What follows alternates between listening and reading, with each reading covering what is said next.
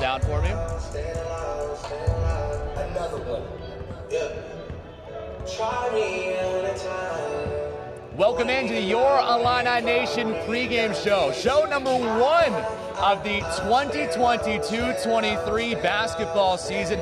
Andy Olson joined by Illini Inquirer's Derek Piper. We are excited to be here for another season of Illinois basketball. We'll be here at State Farm Center, of course, and we're going far and wide as well, as far as Las Vegas out west, New York in the east. It'll be an exciting season, Derek, and I feel ready to get it kicked off, I think. Absolutely. I know a lot of Illini fans all the way drawn in on football. I'm just going to throw, as a basketball guy, throw out the joke. You know, Illinois has kind of been a football school for Halloween the last couple of weeks. Exactly. Now that the costume comes off, the basketball school, don't get mad at me, Brett Bielema. I didn't really mean that. But, yeah, ready for hoops. Yeah. It's the real thing. These start to count. We've been speculating and discussing what a new look Illini roster is going to look like, new playing style. It's a new era for Brad Underwood. When you got Kofi Coburn's going to be in the stands here tonight. Trent Frazier's balling out overseas. A lot of new faces, new way to do it, and very interested to see how it all looks and comes together. And this is your first opportunity to get it all right. Illini football still ranked higher than Illinois basketball for the moment, 21 versus 23. Important rebuttal. Exactly. It's close. We have so much to go over in just the 30 minutes that we're going to be talking with you here, wherever you're watching, Facebook, Twitter, YouTube, the WCIA app, or WCIA.com. Derek, there's a lot to go over. You already talked about so many new faces on this Illini roster. Just 4 players are back this season from last season. So we're going to have to get to know some of these faces. I think we start first with Terrence Shannon Jr., the Texas Tech transfer, named to the preseason Naismith Trophy watch list. And when he goes, Illinois is going to go this season. Yeah, he's going to be their go-to player offensively. They're going to have a number of options, but it's Terrence's chance to really become their go-to scorer. I think when you get in tough situations, you need a basket. You're trying to get him downhill, going to the rim. He's one of the more explosive athletes when healthy in the Big Ten. And throughout this offseason, I know he's done a lot of work with Fletch. He had a back issue last year that caused him to miss a month at Texas Tech, but he's feeling like himself. He's really developed his three-point shot in college. So last year, 38% career high from 3, a good spot and shoot guy.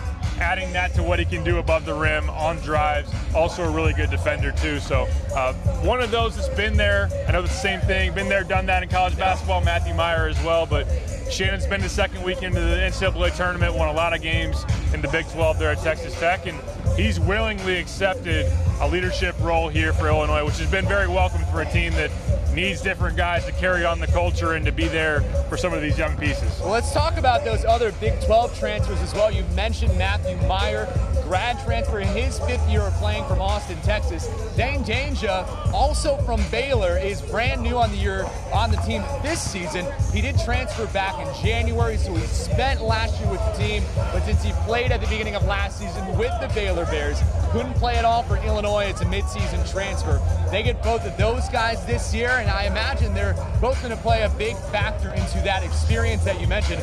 They've both been on a national championship team. Yeah, absolutely. I know that Dane was sitting out that year with a foot injury. Matthew Meyer was a big part of that team coming off the bench, and last year was a starter on a really good Baylor team as well that was a number 1 seed. Meyer coming in, along with Shannon, 2 of the top transfers there in college basketball this year, and having a chance for him to step into even more of a marquee role at Illinois, be one of their go-to players. We'll see if he can be more efficient than he was last year, a guy that got more shots in the offense, didn't shoot the same type of percentage from 3, went from 40% the national title of the year down to about 32, 33. They think he's a better shooter than that. It's just about being consistent and being able to see that progress in a new offense, a new situation for him. But he's really skilled, ability to do some things off the dribble, and defensively can guard a lot of different people. At 6'9" with his mobility, he helps you as you're transitioning and being a team that's going to full court press a little bit, a team that's going to switch a lot of things defensively. And Dane Danger was a very highly thought of big man coming out of high school, 4-star guy. When Baylor got him, he was in that top 50, top 60 range in his class. He only played 9 minutes of college basketball in 2 seasons. Like I said, first year was out all of it with a foot injury. Last year, only played in a few games. Wasn't really in shape, wasn't really fully healthy before transferring mid-year to Illinois. But he's had a chance to work with Fletch. He's really transformed his body. And now a chance, he's got to be chopping at the bit as much as anybody. I think it's actually champing at the bit when you write it, but I always say chomping. It sounds a lot better to get out here and show what he can do, because a guy that hasn't played a lot of games, and it's been a while for him to really showcase his skill set, but he's feeling good, and we'll see what he can provide. Probably off the bench there, supporting Coleman Hawkins at that 5 spot. Going through the newcomers some more, let's turn our attention to the freshmen, the guys with no experience at this level whatsoever. One of the most highly touted freshman classes in Illinois history. Sky Clark, Jaden Epps, Ty Rogers, and Sincere Harris, all freshmen who will play an impact this season with Luke Goody out. And we'll talk about the returners here in a second as well. But Sky Clark in the starting lineup at point guard in that exhibition win over Quincy. The other guys will be coming off the bench, assumedly. We'll get the starting lineup predictions later as well. But they have a chance to be huge for Illinois this season, which is not normal, I feel like, for this basketball program to be so dependent on freshmen this early in the year. Yeah, absolutely. You have to think back to Trent Frazier coming in early, the very forefront of Brad's tenure, Io DeSumo as well. But here recently, it's been the ability to bring Andre Curbelo off the bench, or to have R.J. Melendez and Luke Goody take a little time through the season to really get acclimated. Sky Clark being inserted right into the starting lineup, Jaden Epps, those being your really 2 primary point guard options. That's a lot to handle for freshmen, but then again, they are really, really talented. I know that talking to some people around the program after the Kansas exhibition, or scrimmage, I should say, with Sky, they felt like something really clicked with him. Now, he's still going to have to get into a mode of being used to playing game after game after game and getting in rhythm, but they've seen his burst come back a decent amount athletically coming off the ACL. He's a very good shooter as well. It's just being able to run a team and go through the highs and lows that point guards go through, in particular freshmen. Jaden Epps is along those lines too. And Ty Rogers doesn't really play like a freshman because he's so reliable, so versatile, so tough. He's not built like a freshman either. I really like the way that he rebounded in that game against Quincy, the way he pushed the floor after getting those rebounds and starting the break. But he does have to foul less, because that was one thing that Brad wasn't happy with. Picked up 4 fouls, and we've seen freshmen sometimes get a little too excited, overly aggressive. We'll see if he can fix that. And speaking of defense, Sincere Harris can really guard full court. He fits that type of style of play with how rangy he is athletically, how long he is, quick twitch athlete. We'll see how the offensive side comes along for him, but if he's going to defend and be a trustworthy guy on that end, we've seen in the past, Brad really looks at that end first to decide if freshmen can play. He's done some good things here so far. All right, now let's go to those returners. I mentioned Luke Goody out for the foreseeable future after having successful surgery on his foot. He injured that foot in the secret scrimmage. We can still say secret. Maybe we just say scrimmage against Kansas, the one that was behind closed doors. Coleman Hawkins back this year as well. R.J. Melendez and Brandon Lee. Without Luke Goody, there's going to be a lot of that experience hole to fill with some of those younger guys. But what do you think Coleman and R.J. bring in their 3rd and 2nd seasons with the program, respectively? It's a chance for both of them to be breakout players in the league. I know Coleman's gotten a lot of the attention here recently this offseason as someone that's in NBA mock drafts, that is thought of as someone that can even potentially vault into the 1st round. But just knowing that he's of that mold and makeup that they're looking for in the NBA these days. It's a new age big man, one that's really versatile defensively, can guard 1 through 5. We'll see offensively if he can settle into a bigger role, be more reliable, because he had flashes where he'd make a play here and there, but now to limit some of those mistakes, to be able to shoot a higher percentage from 3, I expect him to, towards the end of last year, what he did against Keegan Murray, he had a moment early on in last season against Ron Harper Jr. He profiled as one of the better defenders in the league. Now it's just taking that up another notch. And then also, Brad's talked a lot here recently about rebounding, because without the big fellow there and Kofi Coburn, each guy's going to have to pick that up. So we'll see if Coleman can hit the glass at a higher rate to be able to make up for that. And R.J. Melendez, someone that we all remember how well he played against Houston. That's a lasting moment, our memory in our heads here throughout the offseason. A guy that has all the tools, 6'7", good athlete, long, shoots the 3 well. It's just being able to step up when more is asked of him, especially when you got some other new guys around him. You're going to miss Luke Goody's 3-point shooting, so maybe even more of a reliance on RJ to make some more threes and be more of that guy in the offense. All right, we talked about who is here. Let's talk about who's not here for just a moment. the guys that those guys are replacing. You mentioned Kofi Coburn will be in the building, the All-American. Moving on after 3 seasons with the Illini, Trent Frazier goes overseas. Alfonso Plummer, after 1 year with the Illini, is gone. Demonte Williams isn't here to be that glue guy that Brad Underwood always talks about. And it feels like this team is going to be so much different, clearly just the new faces.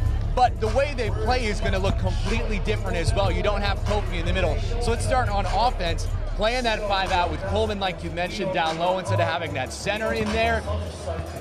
Offensively, they're going to be relying more on their wings this year. Terrence Shannon, Matthew Meyer, those guys. Yeah, absolutely. They want to be able to still put pressure on the rim and still make plays there in the paint. It's just more guys driving the basketball versus your traditional post up to Kofi. They need Terrence Shannon Jr. to get to the free throw line. They need Matthew Meyer to be able to drive it. RJ Melendez, Ty Rodgers.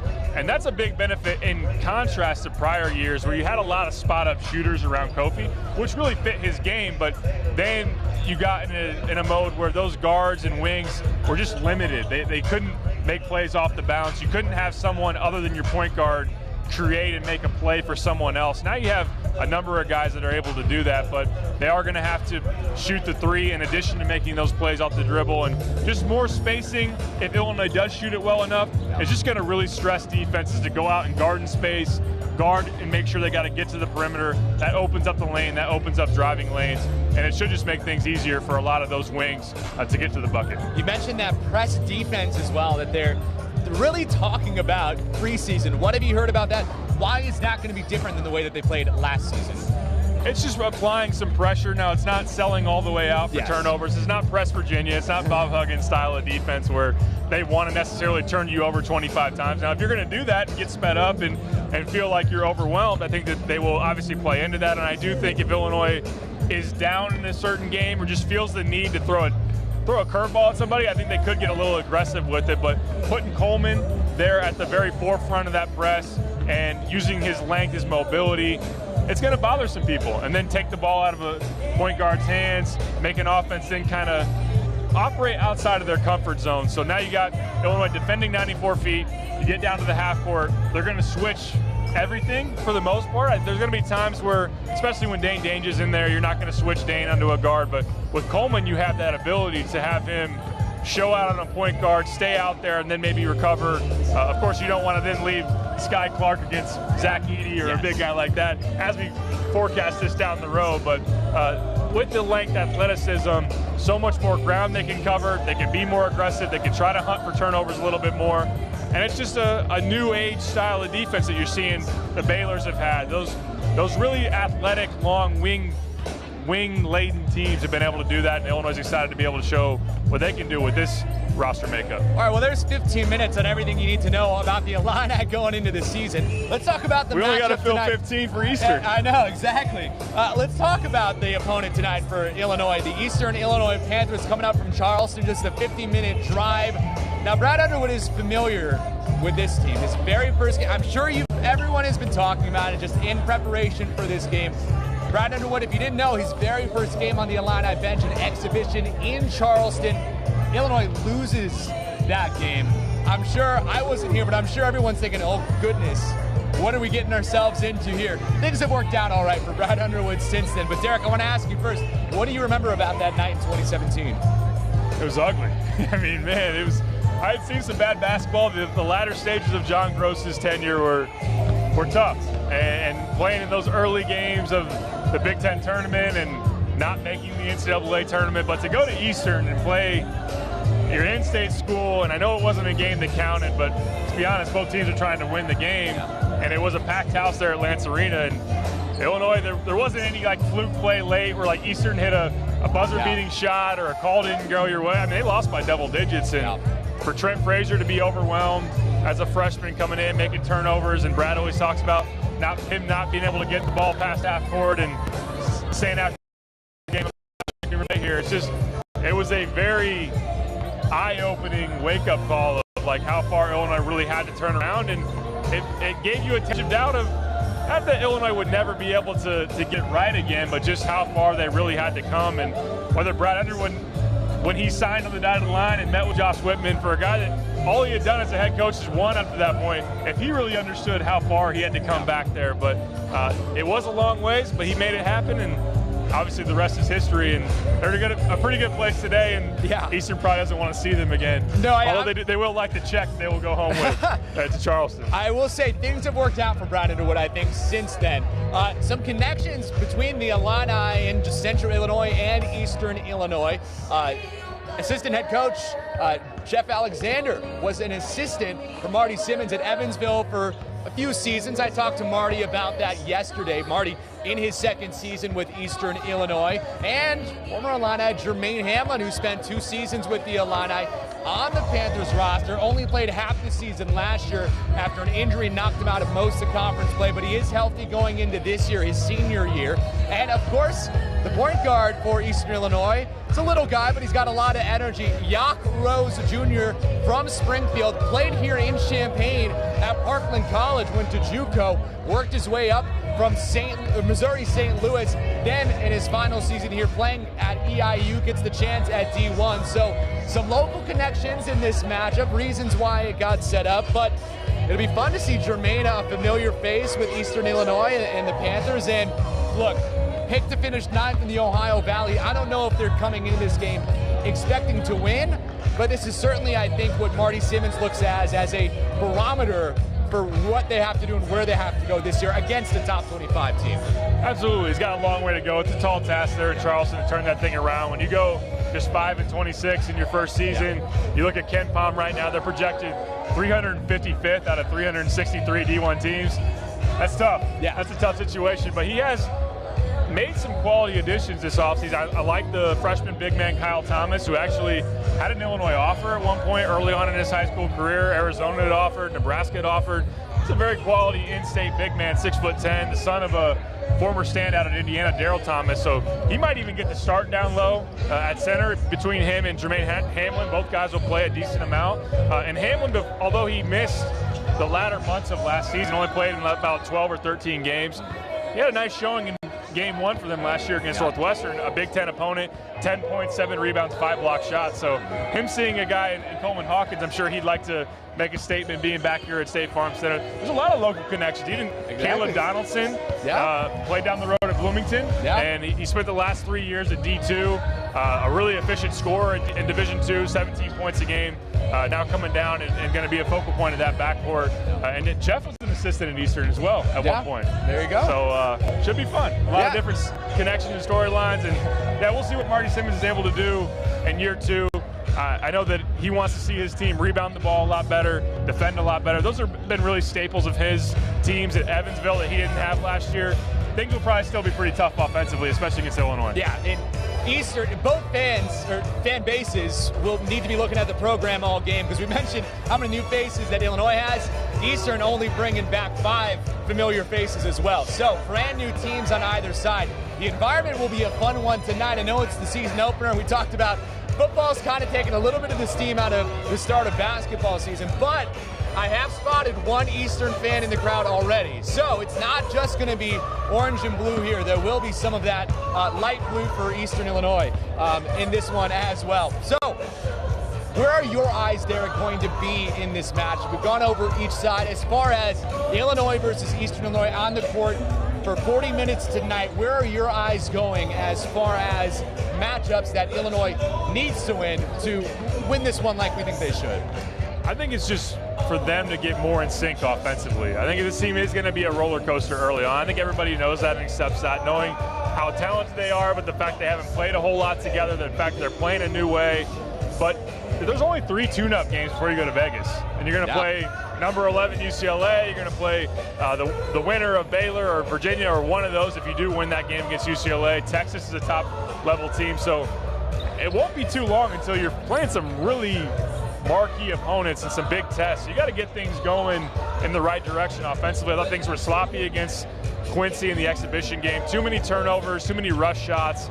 I just want to see the ball movement be a little bit more crisp, a little bit more in sync for them. Just to see some chemistry being added with more practice time to work on things, take care of the ball a little bit better. I know that Brad wants to see them run more effectively in transition and have that be a big part of their game turning their defense into offense. I think that's kind of just an overall eye test of them offensively. Another thing for them, they didn't shoot the three very well at all against Quincy. I'm not saying this is going to be a bad three-point shooting team, but I think that in general, whether you make threes tonight or you don't, I want to see them get to the free throw line more. I want to see Terrence Shannon attack. I want to see Matthew Meyer. Don't settle for jump shots. Try to get to the lane. Use your athleticism, your length to your advantage, and try to get to the free throw line and get some easy baskets. And on that note, Matthew Meyer is someone that hasn't been crazy hyped here in the offseason. Yeah. I know he's had a back injury that he's dealt with, but for someone that's been considered one of the top transfers in college basketball, I'm not saying that it's time to panic or worry or anything, but the lights are on now. It's his last season in college basketball. You want to make sure that he's rolling in the right direction before you have those big tests. Didn't sound like he didn't shoot the ball that well against Kansas. He didn't against Quincy. I want to see him get some mojo back and make some shots tonight. Yeah, he's told me that his goal is the NBA draft after this season as well. So he's got some high and lofty goals to try and get there. So he's going to need to have a good season to accomplish those goals. All right, as far as this season for the Illini, we've got a few minutes before we get to our predictions and everything on the court tonight. Season long, they got some tough opponents we've already mentioned. Next week they go to Vegas to play some really good teams. They go to NYC, they draw Syracuse here in Champaign. Derek, can this team be better than last season or the season before? Is this team capable of making it to that second weekend that has seemed to elude them over the past few years? I definitely think they're capable. It's just going to take some time to be able to have it all click together. You want to avoid being last year's Michigan, although that was a team that ultimately made it to the Sweet 16, won a couple of games, and had their talent finally really click for a moment there in the NCAA tournament. But I remember mid-January for a team that had a bunch of talent on paper, but very little chemistry and had to work it all out, and a number of freshmen. They came to Illinois in January, and they were an NIT team. They were a team that was really reeling and trying to figure things out. So can it all click faster than that? Can it be a smoother ride than it was for Michigan last year? I think it can be, but it's not necessarily a foregone conclusion either. I think they will take a few lumps early on. I don't think they'll go unblemished when you think about Vegas, when you think about the Jimmy V Classic. Will they go over? I don't necessarily think that too, because I think they're talented enough to win some of those games. But I think it's also very intriguing when you look at the Big Ten. It's a deep league. It's got a number of good teams, but I don't think it has necessarily a great team. It depends on maybe how you're buying Indiana at this point. I think Illinois still has to show that they will ultimately be that. But to the bottom line, I think that last year they're more athletic, they're more versatile, they have more answers than they did last year. Now, the number one answer that Illinois had last year was throw the ball to Kofi, and he was dominant. Can Terrence be that go-to guy? Can Matthew Meyer help alleviate that? And then the rest of what Illinois has on the roster really take you to another level. I think it'll be hard to be as good as 2 years ago. Sure. I know they lost to Loyola, but Io and Kofi and Trent, I mean, that team should have been playing Houston in Elite Eight, and they not gotten upset. And I think this team is capable of a deep run based on all the pieces, based on all the stylistic changes, but they're also capable of underachieving and having some tough moments. So there's a wide range of outcomes. I think that's what makes Illinois one of the more fascinating teams in the Big Ten and really in the country. So what you're saying is, don't panic if it takes a second to gel tonight. Yeah, I would say so. It might. It took a second against Quincy. It might. It probably will. I'm not saying that they'll be down like they were early against Quincy, but there will be some moments where you're like, oh, this looks disjointed. It looks like a team that still has a long way to go. But then there'll be moments where Terrence Shannon Jr. is rocking the rim, or Myers hitting a couple of threes in a row, and Sky Clark's flashing, and Epps and Ty Rodgers, and you'll be like, this team has so much talent, so many pieces. It's just balancing those two realities and trying to see if they can be consistent enough early on. But I think beyond just tonight, I think it's, if you go to Vegas and you lose by double digits in one game, I wouldn't freak out. But I think it's just riding that wave. And also, when you do hit adversity, who are the leaders in the locker room that get the thing back on path and can make this thing right again? So that's a big challenge. There's a lot of things that Brad Underwood has at his disposal, but also a lot of questions and challenges for him to answer as well. All right, well, let's talk predictions now as we're coming to the close of our first Illini Nation pregame show of the season. Illinois 31.5-point favorites in this one as of a few hours ago. I don't think that has changed at all. Illinois has not lost a season opener since North Florida all the way back in 2015. That one was played over in Springfield. I do recall. You do recall? I do recall. Derek, what is your predictions in this one, and give us a number? I have Illinois not covering the spread, so don't hate me. Oh, wow. I have Illinois. It's a big spread. Yeah, it is a big spread. Illinois 78, Eastern Illinois 55. I think Eastern 23 points. I mean, that's still a comfortable victory. Yeah. I think things will have moments of being ugly for Illinois offensively. I think you look at what they did against Quincy. I mean, Eastern's going to be more athletic. Eastern's going to be a better overall team in general. I think Eastern will have some of their moments with some of the newcomers that they've been able to bring in with their Division II guards and that kind of thing. But I wouldn't freak out if you're not covering a 31-point spread. But, yeah, that's what I got. I got the under, and I got Illinois not covering 31 points. I'll tell you what, I had that reaction because in my own head, my prediction is 80 to 55. Literally 2 points off, so Okay. I guess I'll take above. I thought you were saying I was crazy, and I was a little worried. No. I had the same thing. I don't think they're going to cover as well. I wouldn't be surprised if it is tied to the first or second timeout, as Illinois is still trying to figure out what it is at this point in the year. Night one, we're already in sync. We'll see if Illinois is. I know. Right? Wow, we are. This is going to be a fun season, I think, Derek. All right, that was our predictions. Anything in our, let's see, we're about 45 minutes away from the tip-off here. Anything on Illini Inquirer for people to check out to get them ready for the game? Yeah, I've got my 3 keys in a pick, full scouting breakdown, what I'm looking for tonight in this game out of Illinois. And then also, I wrote a piece about Brad Underwood taking a different approach this offseason. He's done some things differently, knowing that there's a lot of newcomers, a new style of play, but also some things have stayed the same. So got really good perspective from Jeff Alexander on that. Check that out on Illini Inquirer. Jeremy, Joey, and I are all here to cover it. We'll have a podcast afterward, a bunch of coverage, and check out your guys' stuff as well. Yeah, that's right. On the 10 o'clock, because this start on air, 10 o'clock we'll have highlights, I'll have a live report if the game is over. I can't imagine this one going to OT or anything like that, so we should be safe. But now that I put that out into the world, maybe it's going to happen. 10 o'clock, we got your highlights. I'll have the live report right here courtside from the State Farm Center. Online after the game, you can check out Brad Underwood's full post-game press conference. Wherever you're watching this, Twitter, Facebook, YouTube, WCIA.com, or our app, you can watch it there. And then after the game, the 3-in-1 podcast feed, Brett and I will break down the game, what we saw, and what is hopefully a win for the Illini. Well, Derek, this is a fun episode 1 of the pregame show. I'm excited to do, let's see, 30 plus more of these, possibly throughout the rest of the year. Should be interesting. It is a lot. These are always fun. Enjoy doing them, and we got a long road ahead, but a lot of exciting basketball to cover. Long road ahead. Hopefully one that, maybe ends the first weekend in April. I think that would be a lot of fun. I'm not going to put any pressure on him, though. Let's at least get through March, and let's just get through November first, because we got some trips coming up as well.